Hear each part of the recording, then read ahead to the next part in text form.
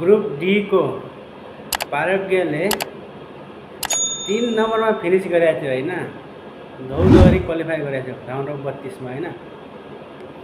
अनि ग्रुप ई को टपमा फिनिश गरेको जर्मनलाई घर पठाइदियो क्या, नकआउट बनाइदियो हैन। हट अ म्याच गाइज यार, राति भएको म्याच हैन।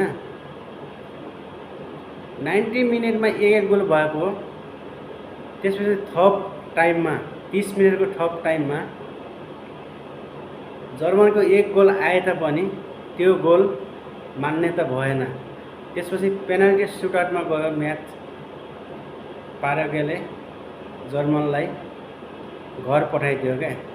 व्हाट अ म्याच गाइज यार, के खालको म्याच हो क्या यो यार। जर्मनले 75% देखि 80% सम्म बल पोजिसन राखेको थियो क्या, तर फिनिस गर्न सकेन। पारग्वेका डिफेन्डरहरूले, पारग्वेको गोलकिपरले एउटा गोल हुन सकेन।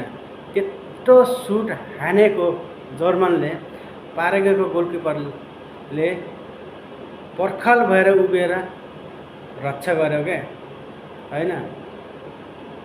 एउटा ब्याड लक पनि भन्नुपर्छ जर्मनको हैन। अनि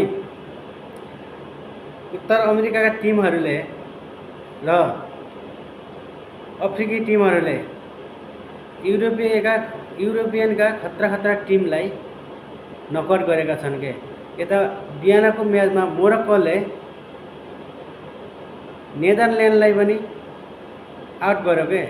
ग्रुप सी को मोरक्कोले 2 नम्बरमा फिनिस गरेको थियो। अनि नेदरल्यान्ड ग्रुप एफ को हैन 1 नम्बरमा फिनिस गरेको थियो के। त्यो म्याच पनि हराइदियो नेदरल्यान्डलाई। 1-1 को स्कोर भए तापनि थप मिनेटमा, थप टाइममा गोल हुन सकेन हैन। पेनल्टी सुटआउटमा गएको म्याच मोरक्कोले जित्दियो क्या। हटा म्याच, यो म्याच पनि खतरा नै थियो यार गाइज यार हैन। यो भन्दा पनि रातको म्याच आम्मामामामा आगो थियो क्या, आगो यार। जर्मन भर्सेस पारग्वेको म्याच क्या। के खालका हुन् क्या पारग्वेका डिफेन्डरहरू, पुरा हलक जस्तो हैन, मोटा है, माटोनेहरू है, खतरा डिफेन्डर यार। कसरी ग्रुप स्टेटमा 3 नम्बरमा फिनिस गरेर म अचम्म परेँ के हैन।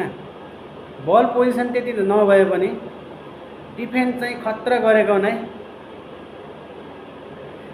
म्याच हो भाइ। म्याच असली म्याच भनेको नकआउट चरणमा हुँदो रहेछ क्या। अनि ब्राजिलले जापानलाई हराइदियो हैन। फर्स्ट हाफमा 1 गोलको अग्रता भए तापनि जापानको दोस्रो हाफमा कमब्याक गरेको ब्राजिलले हैन। फर्स्ट हाफमा जापानले राम्रो खेलेको थियो, सेकेन्ड हाफमा ब्राजिलले राम्रो खेल्थ्यो क्या। फुटबल यस्तै हो हैन। एक मिस्टेक भ्याइयो। पेनल्टी सुटअपको त कुरा के गरौँ हैन। जसको भाग्य बढ्यो छ त्यसले जित्यो क्या। नेदरल्यान्डलाई हैन प्राय जसो हैन भविष्यवाणी गर्ने मान्छेहरूले नेदरल्यान्डले यो वर्ल्ड कप जित्छ भन्थे, हार्यो नेदरल्यान्डले। ब्याड लक भन्नुपर्छ क्या। अनि गाइस सब्स्क्राइब गर्नु होला।